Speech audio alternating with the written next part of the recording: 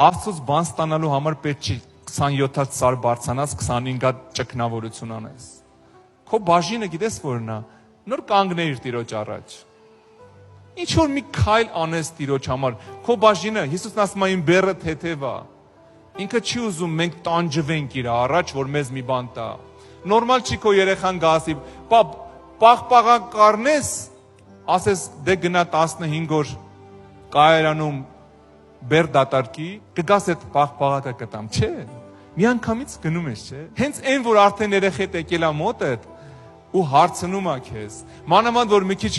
խորամանկ երեխա է լինում, մի քիչ խորամանկ ձևով է հարցնում, ուրախանում ես, ուրախությունից ես տալի։ Աստված չի ուզում, որ մենք տառապենք, որ մի բան ստանանք։ Մեր բաժինը Տիրոջ մեջ այնքան քաղցր է։